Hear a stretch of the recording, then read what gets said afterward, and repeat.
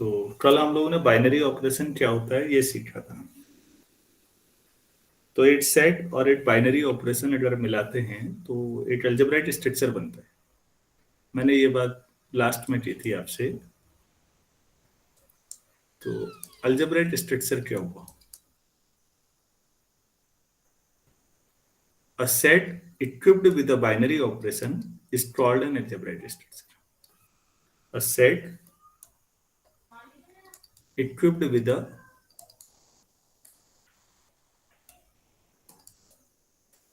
binary operation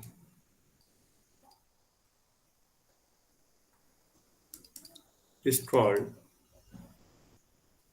an algebraic structure.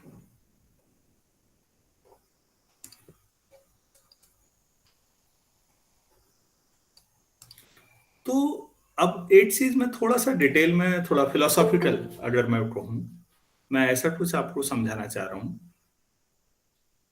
Philosophical sense में समझिएगा कि मैथ्स में जो स्पेस है और फिजिक्स में जो स्पेस है वो बिल्कुल अलग होता है। फिजिक्स में स्पेस का मतलब वही है जो आम आदमी समझता है।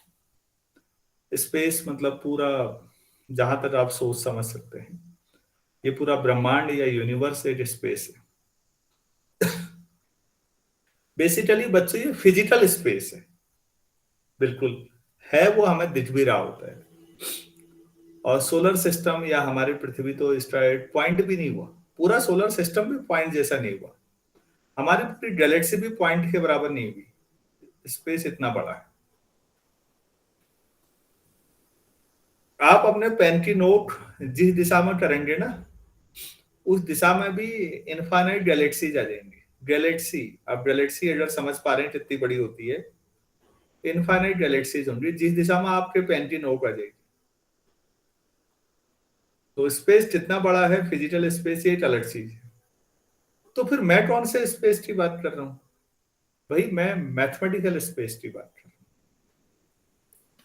मैथमेटिकल स्पेस में बच्चों आप लोग कई तरह के स्पेसेस पढ़ेंगे फ्यूचर में। उसमें से कुछ एग्जाम्पल के तौर पर, जैसे आप लोग बाद में पढ़ेंगे topological space,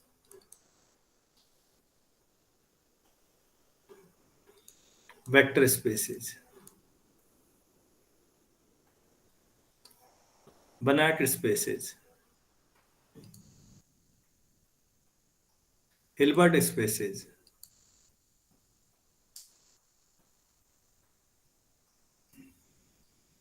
metric spaces,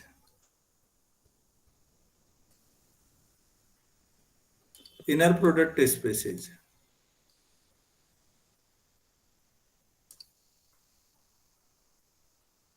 etcetera. अब आप कहेंगे ये मुसीबत है क्या?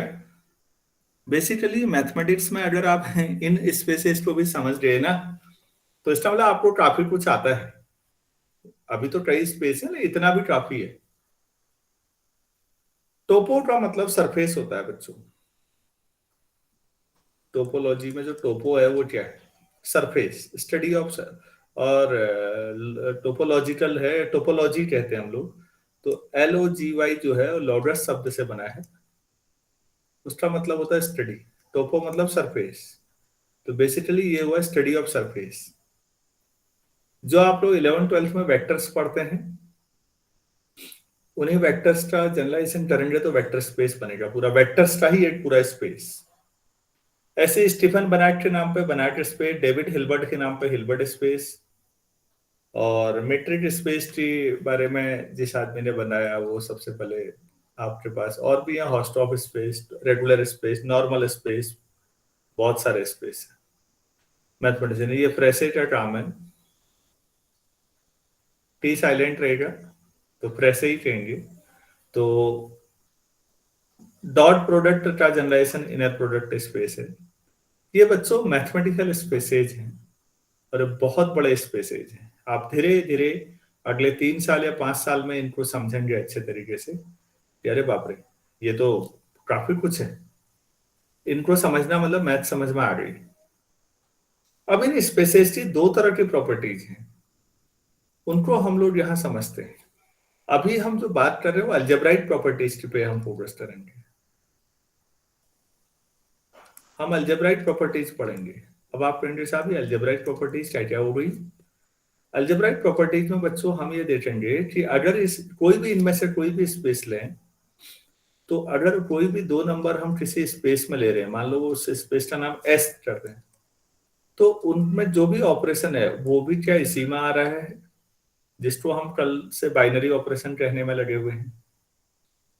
अच्छा, दूसरा हम ये देखना चाहेंगे कि क्या ऐसा हो रहा है कि ए को एक खास एलिमेंट से ऑपरेट किया जाए तो ए ही आ जाए आइडेंटिटी के सेंस में, क्या हर एक का इनवर्स है या नहीं है। इस तरह की कुछ चीजें हम देखेंगे, इनको हम अलजेब्राइक प्रॉपर्टीज कहते हैं। इसके अलावा हम लोग बाद में ये देखेंगे बच्चों कि क्या किसी एलिमेंट का ऑर्डर क्या होता है, मैं बाद में समझाऊंगा कि ऐसा भी हो सकता है कि एक स्पेस से S1 से दूसरे स्पेस में S2 में कोई मैपिंग डिफाइन की जाए, फंक्शन कोई डिफाइन किया जाए, तो उस फंक्शन की क्या क्या खासियत होगी, इसको हम होमोमॉर्फिज्म में पढ़ेंगे कि यहाँ जो एलिमेंट्स की खासियत थी, क्या वो खासियत उनके इमेजेस की भी है या इमेज में कुछ अलग आ रहा है, रेंडमनेस है। तो आप देखेंगे होमोमॉर्फिज्म लाजवाब कंसेप्ट है इस बात को समझने के लिए। तो अच्छा, एक स्पेस से दूसरे स्पेस में जब आप मैपिंग डिफाइन करते हैं, तो क्या क्या चीजें हैं जो प्रिजर्व रहती हैं, क्या क्या चीजें हैं जो प्रिजर्व नहीं रहती हैं। इस तरह की ये सारी चीजों को जब आप पढ़ते हैं बच्चों, तो ये सब अलजेब्राइक प्रॉपर्टीज हैं। अब आप कहेंगे साहब अलजेब्राइक के अलावा दूसरी कौन सी प्रॉपर्टीज हैं? तो बच्चों दूसरी प्रॉपर्टीज हैं टोपोलॉजिकल प्रॉपर्टीज। ठीक है, अब आप कहेंगे कि इनमें क्या क्या पढ़ते हैं? टोपोलॉजिकल प्रॉपर्टीज में हम ये पढ़ते हैं कि अगर डोमेन कनेक्टेड हो, ये सब शब्द जो है रियल एनालिसिस के हैं, आप फ्यूचर में पढ़ेंगे। अगर ये कनेक्टेड हो तो क्या यहाँ भी कनेक्टेडनेस होगी, ये कॉम्पैक्ट है तो क्या यहाँ भी कॉम्पैक्टनेस होगी, ये फंक्शन कंटिन्यूअस कब होगा, हम इस पे बात करेंगे टोपोलॉजिकल प्रॉपर्टीज। यहाँ कोई दो एलिमेंट के बीच की इमेज जितनी है, क्या उनकी इमेजेस के बीच की दूरी भी उतनी है या कम ज्यादा है, दूरी का सेंस लेते हैं। और इसमें भी हम फिर बाद में बढ़ जाते हैं बच्चों, डिफरेंशियल ज्योमेट्री हमारी एक अलग चले आती है। कई लोगों ने इस पे सोचा कि हमारा जो स्पेस है वो कैसा लगता होगा, क्या वो भी वास्तविक स्पेस जैसा ही कुछ होता होगा, क्या उसमें भी कर्वेचर होता होगा, क्योंकि जब आप ज्योमेट्री की बात करेंगे तो कर्वेचर के बारे में, कर्व का मतलब है कर्व की तरफ मुड़ना, कितना मुड़ता है, क्या ये स्पेस हमारे जो है इसका कर्वेचर कैसा है, ये दिखता कैसा होगा, रेडियस ऑफ कर्वेचर कितना होगा। ज्योमेट्री के हिसाब से हम एंगल और ओरिएंटेशन पे बात करने लगते हैं। ये सारी टोपोलॉजिकल प्रॉपर्टीज है। क्या मैं समझा पाया अलजेब्राइक प्रॉपर्टीज क्या थी और टोपोलॉजिकल यस प्रॉपर्टीज क्या थी? मोटे तौर पर यहाँ डिस्टेंस के नोशन पे ध्यान देते हैं बच्चों। अलजेब्रा में डिस्टेंस आपने कहीं नहीं पढ़ी होगी दो एलिमेंट्स के बीच। कुछ चीजें हम यहां पढ़ रहे हैं बेसिकली, कुछ चीजें वहां पढ़ रहे हैं, और दोनों से हम बेहतर तरीके से स्पेस को ही समझने की कोशिश कर रहे हैं। क्या ये लाइन एमएससी वाले बच्चों को क्लियर हो पाई? ऐसा होता है? Yes yes sir. सर। कि दोनों, हाँ, ये दोनों लोग कहते हैं ये अलग अलग है, मैं कहता हूं नहीं, दो अलग अलग अप्रोच हैं। जैसे पहाड़ है ना, कोई भी, तो पहाड़ पे दो तरफ से चढ़ रहे हैं, फाइनली आप टॉप दोनों तरफ से पहुंचेंगे, और फिर पूरा पहाड़ आपको ज्यादा अच्छा विजुअलाइज होगा कि अच्छा मैं इधर से भी देख लिया, इधर से भी। पहाड़ एक ही है, स्पेस एक ही है बच्चों। कुछ ब्रांचेज में हम अलजेब्राइक प्रॉपर्टीज पे फोकस करेंगे, कुछ ब्रांचेज में टोपोलॉजिकल। तो एक अलजेब्रा हो गई, एक एनालिसिस, इसीलिए बाद में सब मिक्स हो जाता है। तो अब हम अलजेब्रा पे बात करते हैं, और यहां से हम लोग कुछ और प्रॉपर्टीज पे बात कर रहे हैं। बाइनरी ऑपरेशन कल हमने समझा था, आप लोगों ने देखा भी था कि बाइनरी ऑपरेशन क्या क्या हो सकता है। तो कुछ ऑपरेशन बाइनरी ऑपरेशन थे। आपने ये भी देखा कि बाइनरी ऑपरेशन अलग अलग सेट में अलग अलग हो सकते हैं। किसी सेट में कोई ऑपरेशन बाइनरी है तो जरूरी नहीं है वो दूसरे में भी बाइनरी हो, दूसरे में नहीं भी हो सकता। ये आपने समझा होगा। यहां तक क्लियर है सब लोगों को? Yes sir. यस तो सर। बच्चों अब एक बेसिक प्रॉपर्टीज है, 7th 8th से पढ़ते हुए आ रहे हैं, लेकिन कई लोगों को क्लियर नहीं होती, तो मैं लिख देता हूं एसोसिएटिव प्रॉपर्टी या एसोसिएटिविटी। इसमें क्या होता है, हिंदी में इसको साहचर्य नियम कहते हैं। ये है साथ साथ ए बी सी, इनके भी जो भी ऑपरेशन है हमें पता नहीं है, यहां भी वही है A B C, order same है, लेकिन अगर यहां पहले आपने ए और बी को ऑपरेट कर दिया तो यहां पहले बी और सी को कर लीजिए, बस इतना ही अंतर है। अगर ऐसा हो रहा है, बराबरी है, तो हम कहेंगे कि ये एलिमेंट्स एसोसिएटिव हैं। और अगर ऐसा सेट है कोई भी 3 एलिमेंट के साथ है तो आप कहेंगे कि एसोसिएटिविटी होल्ड्स इन एस, एसोसिएटिविटी होल्ड्स गुड इन एस। ऐसा कब कहेंगे, जब कोई भी 3 एलिमेंट लीजिए और ये इस ऑर्डर में लिखिए A B C, A B C, bracket की लोकेशन अलग अलग कर दीजिए बस। फॉर एग्जाम्पल, अब आप नंबर्स में सोचिए बच्चों, अगर मैं ऑपरेशन एडिशन लूं, 3 नंबर है, तो कभी आपने सोचा कि कोई फर्क नहीं पड़ता कि पहले ए और बी को जोड़ो? लेफ्ट साइड में देखिए, आपने ए और बी को पहले जोड़ा है, जो आया उसमें सी जोड़ दिया। राइट में पहले बी और सी को जोड़ा है, फिर ए जोड़ दिया। आप कहेंगे कई लोग तो जो पहली बार पढ़ रहे होंगे, ये क्या बेवकूफी है यार, ऐसा तो होता ही है। तो बच्चों ये बहुत महत्वपूर्ण चीज है, अभी नंबर्स में हो रहा है, भविष्य में कई जगह नहीं भी होगा ऐसा। आप सब्ट्रैक्शन ले लीजिए, क्या ये एसोसिएटिविटी हो गई, हमेशा बराबरी होगी दोनों साइड? No sir. आप लोग देख रहे होंगे यहाँ ए माइनस बी माइनस सी है, या ए माइनस बी प्लस सी हो जाएगा। तो हाँ, अगर सी 0 हो जाए तो बराबरी है, वरना इन जनरल बराबरी नहीं। क्लियर है इतना? तो सब्ट्रैक्शन यहां एसोसिएटिव प्रॉपर्टी नहीं है। ऑपरेशन हम और भी लगाएंगे बच्चों, अभी केवल एडिशन सब्ट्रैक्शन में ही काम चला रहे हैं, मल्टीप्लिकेशन भी हो सकता है।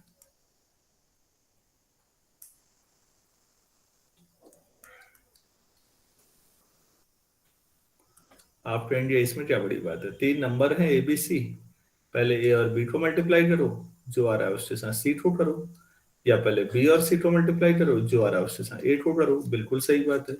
तो मल्टीप्लिकेशन एसोसिएटिव नॉर्मली नंबर्स में हो जाता है। सभी लोग सहमत होंगे इस बात पे भी? Yes sir. Yes sir. हाँ, तो एसोसिएटिव होना का मतलब समझिएगा बस कि 3 एलिमेंट्स हैं, एक ही ऑर्डर पे लिखे गए हैं, केवल ब्रैकेट की लोकेशन अलग अलग है। और ब्रैकेट क्या तय करता है? ब्रैकेट ये तय करता है कि पहले ब्रैकेट के अंदर वाला सॉल्व किया जाए। ब्रैकेट लगाने का उद्देश्य ये है।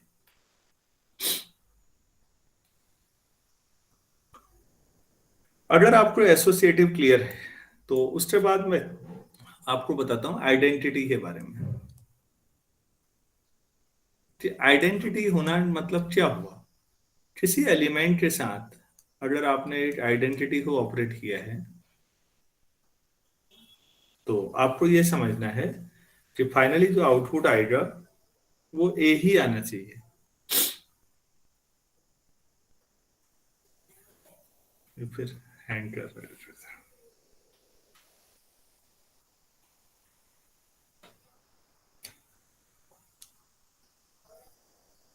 ए ही आना चाहिए for every A belongs to S. For example, अगर आप ऑपरेशन प्लस लें तो बीच में प्लस कर दें, तो अब आप ही बताइए ए में क्या जोड़ें कि ए ही रहे हमेशा? 0। तो यहां इस केस में आइडेंटिटी क्या हो गई? अगर ऑपरेशन एडिशन है और नंबर्स के मामले में तो आप कहेंगे हाँ जीरो जोड़ दो, किसी भी नंबर में क्या जोड़ें जी वही रहे। ऊपर कहेंगे तो किसी भी नंबर में क्या ऑपरेट करें जी वही रहे, ऑपरेट करें ऑपरेशन पे। प्लस है तो प्लस करें, अगर मल्टीप्लिकेशन है आप ऐसा लिख रहे हैं, तो अब आपको सोचना पड़ेगा कि आइडेंटिटी का मतलब यहां पर क्या होना चाहिए। ए को किससे मल्टीप्लाई करें कि ए ही रहे। क्या सभी लोग समझ पाए? Yes, sir. Yes sir. हाँ बच्चों, अगर मैट्रिसेस ले लें आप, जरूरी तो नहीं है कि हमेशा नंबर में ही खेलेंगे आप। अगर मैट्रिक्स लें तो कोई मैट्रिक्स है तो उसको किससे मल्टीप्लाई करें कि वही आ जाए। मान लो Identity matrix. Identity matrix. हाँ तो ये आ जाएगा, मैट्रिसेस का कलेक्शन है कोई मान लो। तो यहां पर आइडेंटिटी जिसको आप बोलते थे वो आई हो गया।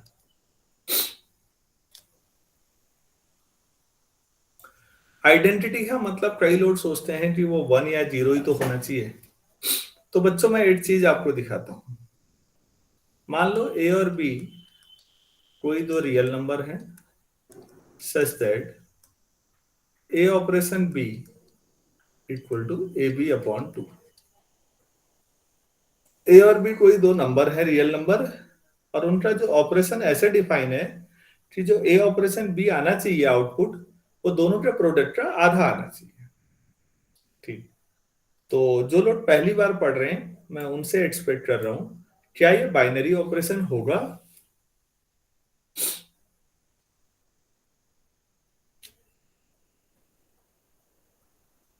इज इट बाइनरी ऑपरेशन होना? हाँ या ना में जवाब दीजिए कुछ। जो लोग बीएससी 2 में हैं कोई है या कोई भी नहीं है?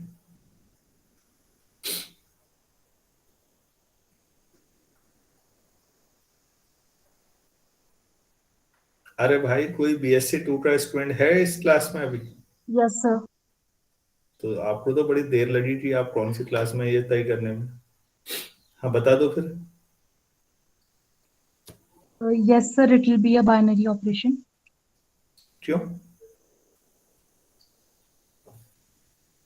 Sir, because the product of two real numbers is always real, and when we'll divide it by 2, so we'll always get a real number. Very good. अच्छा एक बार बताओ फिर, मैंने ये ले लिया ए और बी कोई इंटीजर है और a operation B A B by 2 है, ये बाइनरी है या नहीं?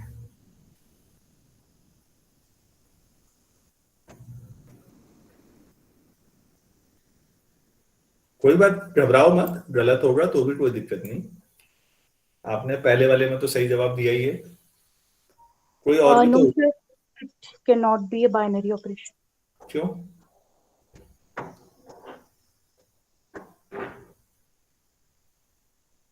So suppose A is 3 and B is 5.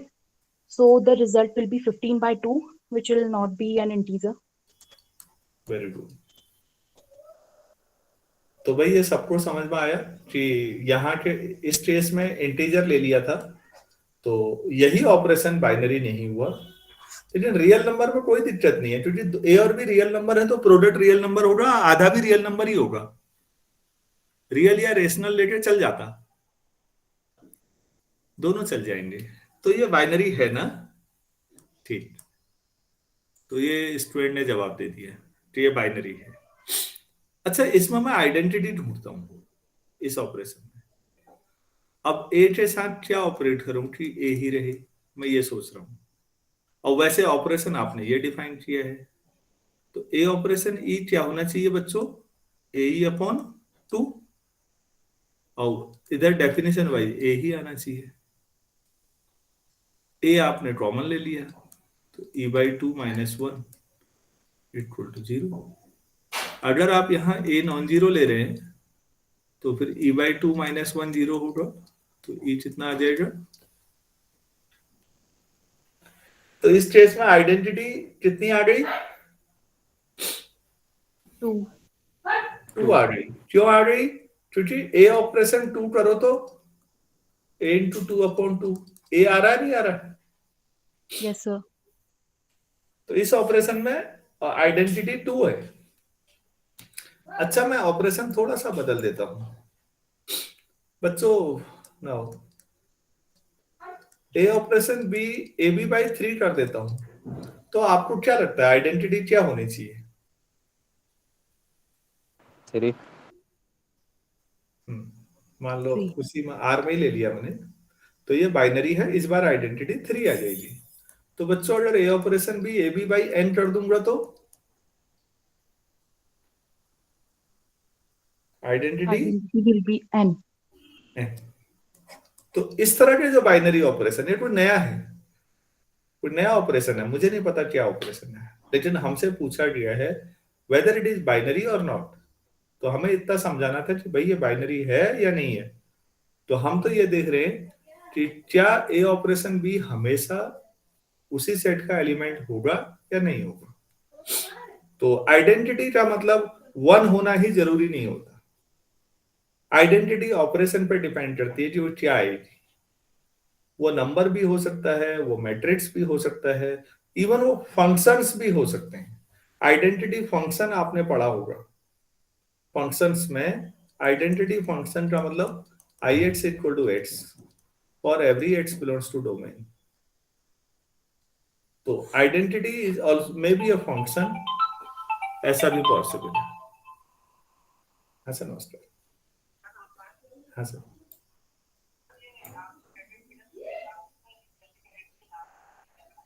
हाँ 11:30 बजे वो रहेगी।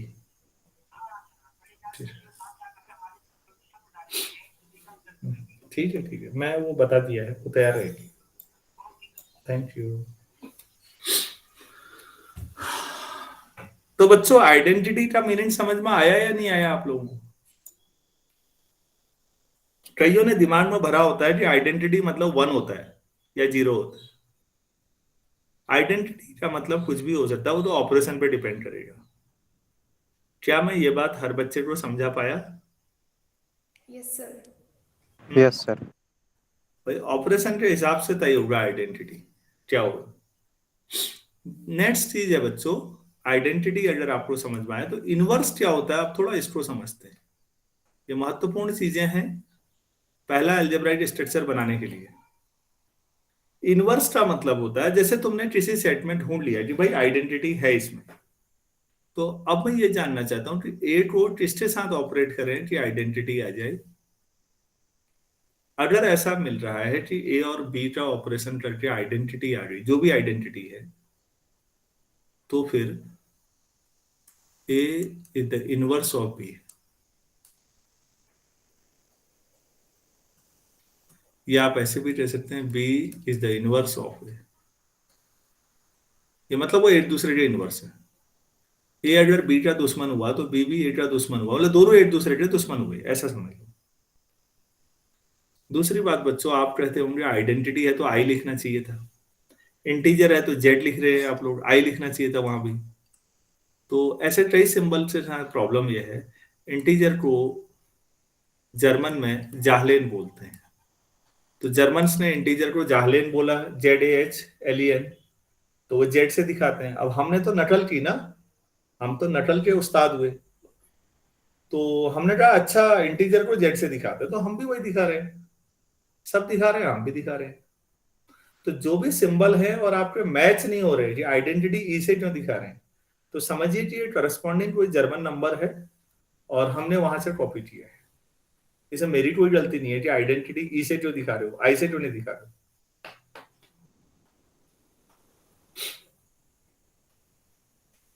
तो कई आपका जब मैच नहीं होता है तो आप समझ जाइए कि कई चीजें तो ऐसी हैं जो ब्रिटिशर ने डेवलप की हैं, तो ब्रिटिश इंग्लिश तो हम डायरेक्टली समझते हैं, लेकिन जो ब्रिटिश इंग्लिश का हिस्सा नहीं थे, जो जर्मन थे, रोमन थे, इटालियन थे, और बाकी देशों के लोगों ने खोजा है, फ्रेंच, वहां हमें थोड़ी दिक्कत आती है, हमारा नाम कुछ अलग, सिंबल कुछ अलग चले जाता है। तो इनवर्स का मतलब है जैसे नंबर्स में से चाहिए। पहला एग्जांपल लेते हैं, a प्लस बी आइडेंटिटी है अगर मैं आर में करता हूं तो रियल नंबर में, तो रियल नंबर में एडिशन है तो आइडेंटिटी क्या होगी बच्चों? एडिशन में आइडेंटिटी क्या आई थी? मतलब Zero. एडिशन में ए में क्या जोड़े? Zero. ए ही रहे, आइडेंटिटी जीरो थी। तो ए प्लस बी का मतलब अगर जीरो है तो इसका मतलब ए इनवर्स क्या हुआ? बी, या बी इनवर्स क्या हुआ? A। यहां पर ध्यान दीजिएगा, इनवर्स का मतलब क्या होता है? अगर ऑपरेशन एडिशन है तो ए इनवर्स का मतलब माइनस ए, अगर ऑपरेशन मल्टीप्लिकेशन है तो ए इनवर्स का मतलब 1/n लिखेंगे, केवल तभी होगा जब ए क्या हो? Non zero. सामान्य नंबरों में इनवर्स की बात हो रही है अभी, नंबरों में। अगर किसी नंबर के इनवर्स लिखा हुआ है तो प्लीज आप इनवर्स का क्या मतलब समझते हैं 7th 8th में, वो थोड़ा सा और यहां थोड़ा ध्यान रखना है। क्या मैं समझा पाया आप लोगों को? Yes sir. किसी नंबर का जो इनवर्स है उसका मतलब समझिएगा कि अगर वो आपके पास एडिशन है तो इनवर्स का मतलब माइनस है, और मल्टीप्लिकेशन है तो इनवर्स का मतलब 1/n है। तो एडिशन में टू इनवर्स कितना हुआ? -2 टू में क्या ऐड करें कि जीरो आए? -2. -2. मल्टीप्लिकेशन में अगर आप सोचें तो टू को किससे मल्टीप्लाई करें कि वन आए? 1/2. 2. हाँ, उसका मीनिंग समझिए कि आपको ए ऑपरेशन बी आइडेंटिटी लानी है। अब आपको पहले आइडेंटिटी समझनी है, आइडेंटिटी के बाद ही इनवर्स आएगा। आप इनवर्स पहले नहीं लिखेंगे। अगर आइडेंटिटी है तब इनवर्स की बात आती है, अगर आइडेंटिटी ही नहीं है तो इनवर्स का क्या मतलब है? आप क्यों कर रहे हैं ये काम?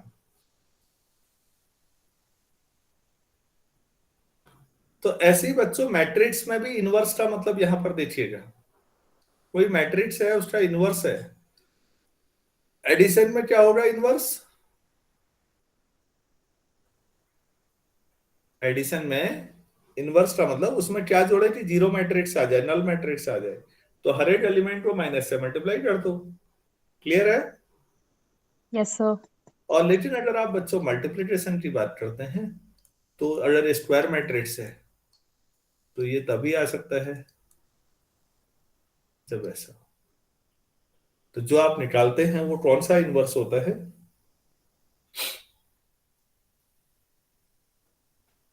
अरे भाई, मैट्रिक्स में जो इनवर्स नॉर्मली निकालते हैं वो कौन सा इनवर्स होता है? मल्टीप्लिकेटिव। हाँ, एडिटिव इनवर्स तो बच्चों का खेल हुआ, वो तो किसी का भी आ जाएगा, चाहे वो 4/5 टाइप का हो तब भी आ जाएगा, क्योंकि हर एक को माइनस से मल्टीप्लाई तो करना है यार।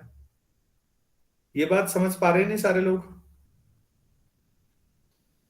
मल्टीप्लिकेटिव इनवर्स सबके लिए नहीं आएगा, वो तभी आएगा जब determinant a non zero matrix में। ये केवल मैट्रिक्स की थ्योरी के लिए है। तो बच्चों सभी को समझ में आया कि मैट्रिक्स क्या है, मैट्रिक्स में क्या होता है, इनवर्स क्या होता है, इतना सबको क्लियर हुआ? Sir. Yes sir. हाँ, तो यहां से अब हम पहली डेफिनेशन लिख सकते हैं ढंग से कि, और ये है ग्रुप, किसको कहते हैं?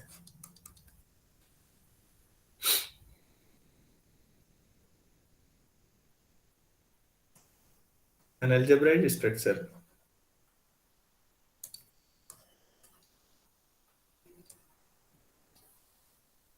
जी और ऑपरेशन जो भी है is called group if first A operation B operation C equal to A operation B operation C for every ABC belongs to G. That is associativity holds good in G. certain A operation E equal to E operation A equal to A for every A belongs to G.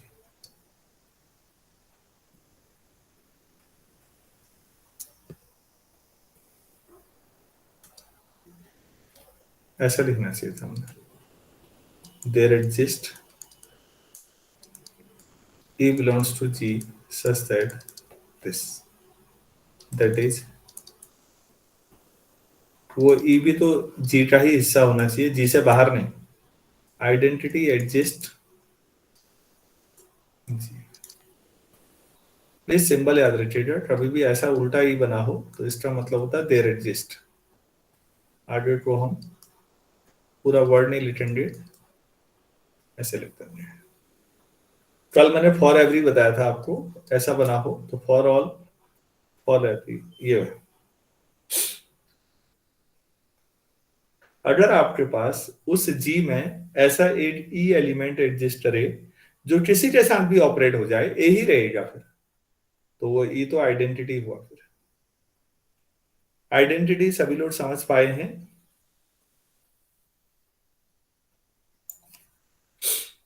Yes, sir.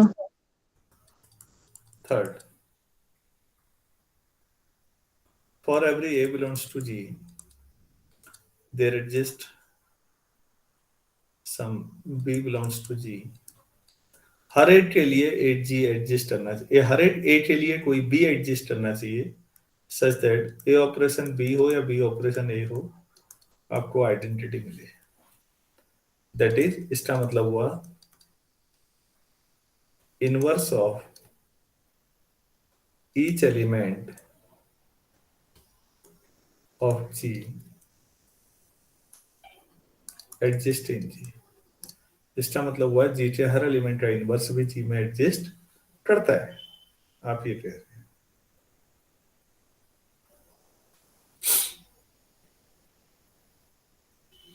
तो अगर कोई algebraic structure ये तीन property satisfy कर दे तो आप उसे group कहते हैं। तो ग्रुप किसको कहेंगे? आज तक हम लोग ग्रुप खाली अपने मन से बोलते थे। दो चार बच्चे कहीं खड़े हैं, अरे ये तो एक बड़ा ग्रुप है, तो भाई जरा ध्यान दो, मैथ्स में ग्रुप बोलने से पहले क्या तय होना चाहिए? ग्रुप बोल किसको रहे? मैथमेटिक्स में कोई भी शब्द अपने मन से नहीं बोलेंगे आप, प्योर मैथ्स में। कुछ कलेक्शन को आपने कहा ये क्या है, 1 2 3 4 5 खाली ऐसे रखा है, और आपने टीचर के सामने कहा ये सर कुछ नंबर हैं 4 5, उनका ग्रुप है, तो आपको 0 नंबर मिल जाएंगे। तो ग्रुप तब कहते हैं बच्चों जब उसके साथ सेट के साथ एक बाइनरी ऑपरेशन हो और वो इन चार प्रॉपर्टीज को सेटिस्फाई करे। कौन सी चार? एक तो वो बाइनरी हो सबसे ऊपर, 3 ये नीचे वाली हो, तब जाके ग्रुप कहेंगे उसे। ये तो खाली एक सेट है। क्या बात समझ रहे हैं सारे नए बच्चे? कि खाली 4 बच्चों के कलेक्शन को ग्रुप बोल देते हैं हम लोग, कुछ नंबर्स के कलेक्शन को, ये छोटा सा ग्रुप है। तो अब आगे को ऐसे नहीं बोलेंगे। ग्रुप किसको कहते हैं ये अच्छी तरह समझ लीजिएगा। सब लोग क्लियर हैं? Yes, sir. कई लोग इसमें थोड़ा सा डेफिनेशन में वेरिएशन लाते हैं। डेफिनेशन कैसे ले लेते हैं वो ऐसे देखिएगा। ग्रुप की डेफिनेशन कुछ किताबों में ऐसे भी लिखी होती है। और non empty set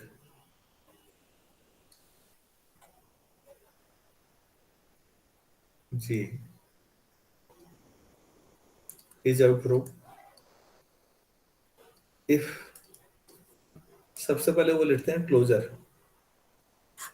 closure property, a operation b belongs to G for every a b belongs to G. मतलब वो ये कह रहे हैं कि क्लोजर का मतलब ही समझिए यही बाइनरी है। बाइनरी भी तो यही समझा रहे थे हम, कोई भी ए और बी ले लीजिए, ऑपरेट करके भी उसी में आएगा, है या नहीं?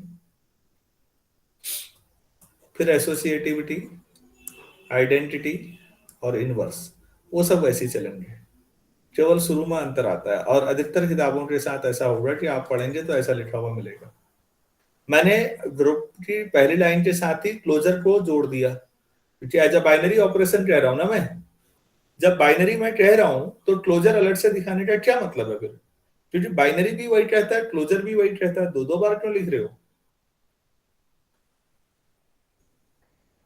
ये बात सबको समझ में आई या नहीं आई? Yes sir. Yes, sir. अरे भाई एक ही चीज को दो बार कहने का मतलब नॉनसेंस स्टेटमेंट है। ये तो ऐसा हुआ जैसे आप लोग बाजार में दुकानदार से पूछते हैं कोल्ड ड्रिंक है, उसने कहा हाँ है। ठंडी कोल्ड ड्रिंक है। कोल्ड ड्रिंक का मतलब क्या था वैसे? मीनिंग क्या हुआ? कोल्ड ड्रिंक का मतलब क्या हुआ शाब्दिक अर्थ?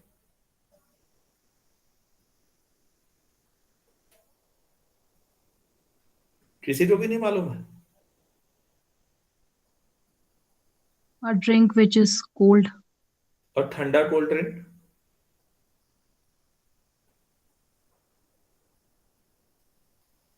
भाई वही मीनिंग तो निकल रहा है। जबरदस्ती हम दो दो बार बोल रहे हैं ना, कोल्ड भी बोल दिया फिर ठंडा भी बोल रहे हैं, या फालतू बोल रहे हैं ना। हम ये तो नहीं कह रहे हैं आप गलत बोल रहे हैं, लेकिन वो अननेसेसरी है या नहीं? Yes, sir. तो अननेसेसरी Yes, अवॉइड sir. करने के लिए बच्चों, अगर आपने अलजेब्राइक स्ट्रक्चर बोल दिया तो इसका मतलब आप मान के चल रहे हैं कि जी के साथ एक बाइनरी ऑपरेशन है। अगर ऐसा है तो फिर बाइनरी लिखने की जरूरत नहीं है, सीधे एसोसिएटिविटी से शुरू कर दो। अगर बाइनरी नहीं लिखते हैं आप तो क्लोजर लिख दो ऐसे, और बाकी एसोसिएटिविटी, आइडेंटिटी, इनवर्स सब ऐसे लिखो। क्या मैं समझा पाया आप लोगों को? Yes sir. Yes, sir. वरना हाँ, आप लोग अपनी किताबें पढ़ेंगे फिर मुझे दोष देंगे कि सर ने ना 8 लाइन छोड़ दी शुरू में ही। छोड़ी नहीं है, गौर करिएगा। तो बच्चों जो अलजेब्राइक स्ट्रक्चर इतनी न्यूनतम, इन एक तो बाइनरी हो गया और ये तीन ही हो गए, चार प्रॉपर्टीज तो सेटिस्फाई करे, आप उसे ग्रुप कहेंगे। तो अब आप मुझे ये बताइए बच्चों, क्वेश्चन है सबसे आसान सवाल जो ओरली हो जाता है, प्रूव दैट जेड मतलब set of integers is an additive group. Additive group या ग्रुप अंडर एडिशन, और Z is a group under operation दे रहे हैं एडिशन, ऐसे भी लिख सकते हैं। तो आप मुझे बताइए,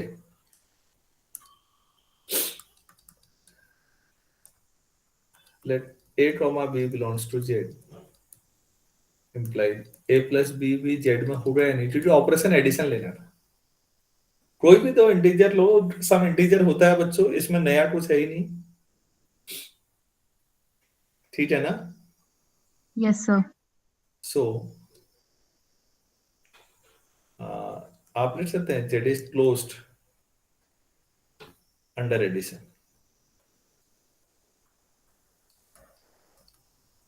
या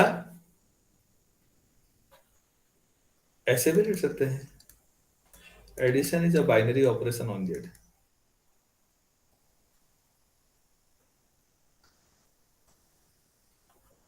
तो क्या सारे बच्चे समझ पाए? एक ही बात हुई, Z Yes, binary. sir. Yes. अब क्या करेंगे आप? a plus B plus C a plus B plus, obviously true. ऐसा होता है नहीं? Yes, sir. Yes. और every A B C belongs to Z. कोई भी ले लो, पहले कोई भी दो नंबर जोड़ो, जोड़ने में तो कोई दिक्कत ही नहीं है। दैट इज, तो फिर लिखेंगे क्या आप? Associativity holds good in Z, या एसोसिएटिव प्रॉपर्टी, जो भी लिखना चाहिए। Zero belongs to Z such that, हम जानते हैं पहले से ही कि इंटीजर है zero, such that A plus zero लिखो या जीरो प्लस ए लिखो, हमेशा यही मिलेगा। And this is true for every A belongs to Z, that is identity exist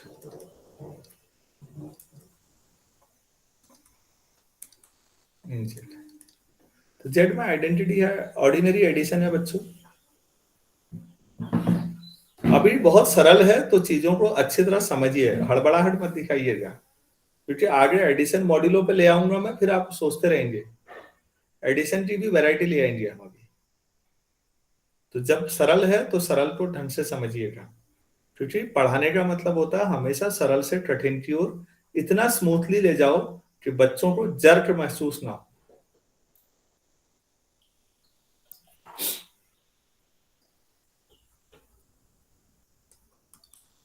चौथा, if A belongs to Z, then there exists minus A belongs to Z, such that A plus minus A 0 आता है, या minus A plus A, and this is true for every A belongs to Z. That is, इसको कौन सा inverse बोलेंगे? Additive inverse of each element of Z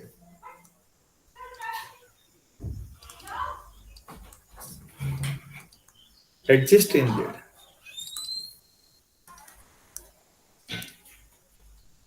तो Z के हर element का इनवर्स Z में एग्जिस्ट करता है। बैग में होगा मेरे पीछे वाली जो। तो सारी प्रॉपर्टी सेटिस्फाई हो गई। सो Z plus is a pro. तो बच्चों ये सबको क्लियर हुआ या नहीं हुआ? जो लोग स्पेशली पहली बार पढ़ रहे हैं, मैं उनको फोकस में रखते हुए कर रहा हूँ।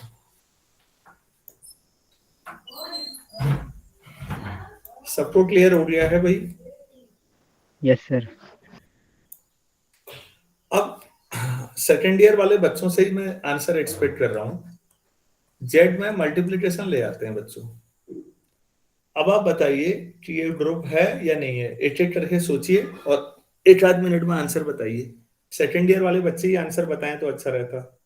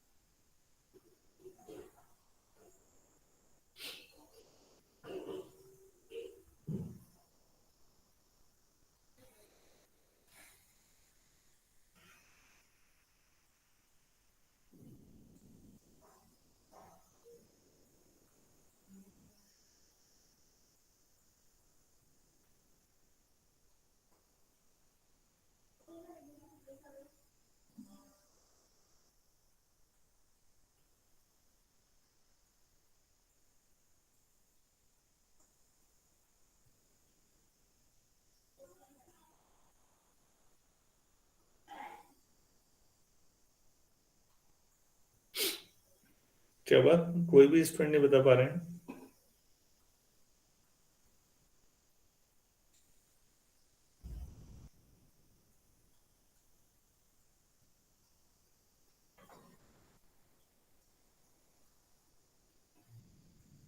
हेलो, कोई और बताओ भाई, ये लोग तो बताना नहीं चाह रहे हैं। Sir multiplicative no sir, multiplicative identity fail हो जाएगी।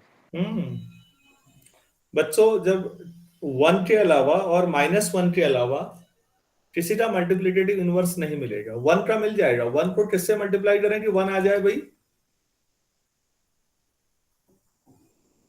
वाह, उत्तर सर है। वन। -1 को किससे मल्टीप्लाई करें कि 1 आ जाए? -1। तो इनके इनवर्स तो मिल जाएंगे। अब 2 को किससे मल्टीप्लाई करोगे कि 1 आ जाए? और वो इंटीजर होना चाहिए, हो ही नहीं सकता। 2 का इनवर्स नहीं मिलेगा यार। भाई आपको जेड दिया गया है बच्चों, ध्यान दीजिए, तो आपको जेड में ही सोचना है, आप इससे बाहर नहीं जा सकते। जो दिया गया है उसी में सोचना है। तो इनवर्स एडजस्ट नहीं करता, तो जेड जो है मल्टीप्लिकेशन में ग्रुप नहीं बना रहा है। हाँ, एडिशन में बना दिया इसने, एडिशन में बना रहा है, मल्टीप्लिकेशन में नहीं बना रहा है। सभी लोगों को बात समझ में आई या नहीं आई? यस सर, आ गई। यहां से एक नई प्रॉपर्टी डेवलप हुई। आप लोग इस आदमी के बारे में पढ़िएगा गूगल पे, जिन लोगों ने पहली बार सुना है। पूरा नाम कोई स्टूडेंट बताना चाहेंगे?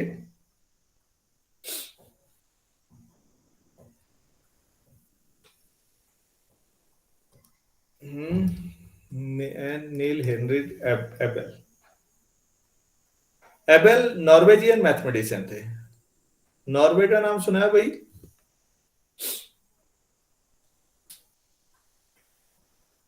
Yes, sir. Yes, sir.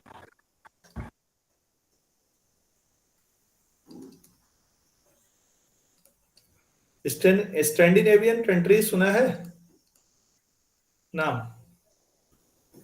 Scandinavian countries, इनमें कौन No, कौन से sir. देश आते हैं?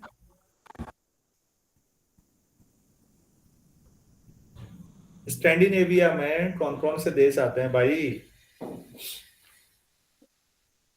Denmark, Norway, Sweden. Norway, Denmark, Sweden, Sweden. Finland और डेनमार्क। ये पूरी दिन दुनिया से अलग देश हैं। जरा देखिएगा, इनमें से ये जो तीन है ये तो एक साथ बॉर्डर भी जबरदस्त शेयर करते हैं। रशियन साइड से यूरोप में जहां रशिया खत्म होता है वहां फिनलैंड है, बीच में स्वीडन है और इधर नॉर्वे है, नीचे डेनमार्क। ये स्कैंडिनेवियन कंट्रीज हैं। क्वालिटी ऑफ लाइफ के हिसाब से दुनिया के सबसे बेहतरीन देश। आप अमीर अमीरों की बात करोगे अमेरिका मिल जाएगा आपको, लेकिन अमेरिका क्वालिटी ऑफ लाइफ की बात करोगे तो दुनिया में स्कैंडिनेवियन कंट्रीज से ज्यादा बेहतर देश कोई भी नहीं मिलेगा। अपराध मुक्त, प्रदूषण मुक्त, एजुकेशन, हेल्थ, सरकार की गारंटी हर व्यक्ति को, तो स्कैंडिनेवियन कंट्रीज हैं। उसमें नॉर्वे के 2-3 दिग्गज मैथमेटिशियन के नाम आएंगे, उसमें से एबेल का नाम, सबसे दुर्भाग्यशाली मैथमेटिशियन जो रहे उनमें से एक ये भी है, और एक्स्ट्रा ऑर्डिनरी वर्क है एबेल का। 27 साल की एज में डेथ हो गई थी मेरे ख्याल से। एबेल बच्चों मैट्रिसेज में काम कर रहे थे, मैट्रिसेज के बारे में। ऑर्थर कैले का काम भी जबरदस्त है मैट्रिसेज में, और हैमिल्टन का भी। कैले हैमिल्टन थ्योरम सुना होगा, मैट्रिसेज में आएगी अभी कुछ दिन बाद। मैट्रिसेज में इन्होंने गौर किया कि मैट्रिक्स मल्टीप्लिकेशन जब आप करते हैं a इंटू बी और b इंटू ए, तो वो जरूरी नहीं है कम्यूटेटिव हो। उससे पहले पता नहीं था, उससे पहले लोग नंबरों में लेते थे, अरे यार 2 इंटू 3 करो या 3 इंटू 2, होता क्या बराबर ही होना है। तो इन जनरल b इंटू ए, नंबरों में ये सही है या नहीं? ये r कर लो, q कर लो, c कर लो, सब जगह सही है। क्लियर है? इंटीजर में भी सही है। अरे नंबरों में कम्यूटेटिविटी होती है ना? Yes sir. Yes, sir. हाँ, तो किसी को लगता था यार मल्टीप्लिकेशन तो कम्यूटेटिव हमेशा ही होता है, इसमें क्या खास बात है।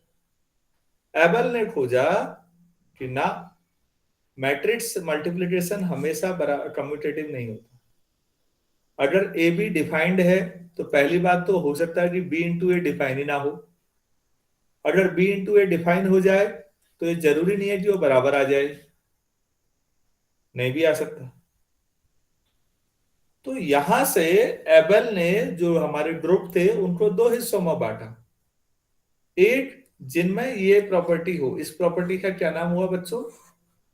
इस प्रॉपर्टी का नाम क्या हुआ? क्रम विनिमय, कम्यूटेटिव। क्रम का विनिमय मतलब एक्सचेंज, ऑर्डर एक्सचेंज। तो हम इसको कम्यूटेटिव प्रॉपर्टी बोलते हैं। कौन सी प्रॉपर्टी हुई है?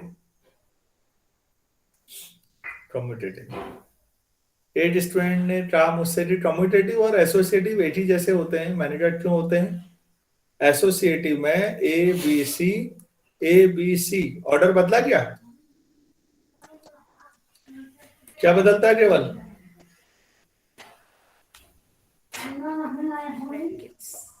अरे एसोसिएटिव में क्या बदलता है? पहले आप बीसी को सॉल्व करेंगे या ए बी को। ऑर्डर ए बी सी रहता है।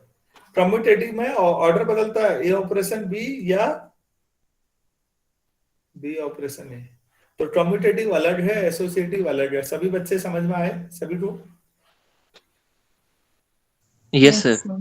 तो यहां से एबल साहब ने ग्रुप्स को दो हिस्सों में बांटा। उन्होंने कहा एक वो वाले ग्रुप हैं जो कम्यूटेटिव हैं और दूसरे वो वाले ग्रुप हैं जो एक ग्रुप वो है जिनमें ये प्रॉपर्टी है। कम्यूटेटिव का मतलब a operation B equal to b operation a होगा।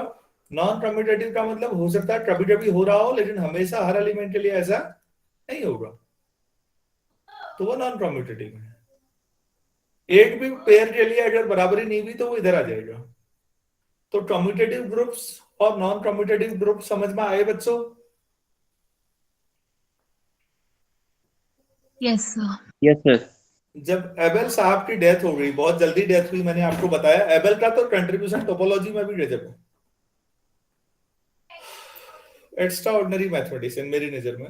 गैल्वा और मतलब एबेल बहुत ही शानदार है। Galois, Abel, Ramanujan, Gauss, Cauchy, Riemann और कुछ लोगों के काम को देख देख के ही हैरान हो जाता हूं मैं तो जी। अब क्या कहूं, इनका सोचने का स्तर मुझे लगता है जहां मेरा खत्म होता है उससे बहुत आगे शुरू करते हैं। तो बच्चों, जब एबेल की डेथ हो गई तो उनके सम्मान में जो कम्यूटेटिव ग्रुप्स थे उसका नाम रख दिया गया एबिलियन ग्रुप्स। तो एबिलियन ग्रुप जो है ग्रुप ही है, वो एबेल के नाम पर है, वो कम्यूटेटिव होते हैं। क्या ये समझ में आया आप लोगों को? वही ग्रुप तो होगा ही होगा, प्लस एक और फीचर है उसमें कि वो एलिमेंट आपस में क्या होंगे, कम्यूटेटिव ही होंगे। तो एबिलियन ग्रुप्स ग्रुप के अलावा एक फीचर है एडिशनल, पांचवा फीचर। सभी बच्चों को ये क्लियर हुआ या नहीं हुआ? Yes, clear, sir.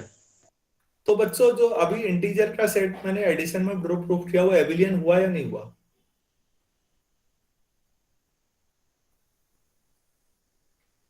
इंटीजर में एडिशन था तो a प्लस बी और b प्लस ए बराबर हुआ।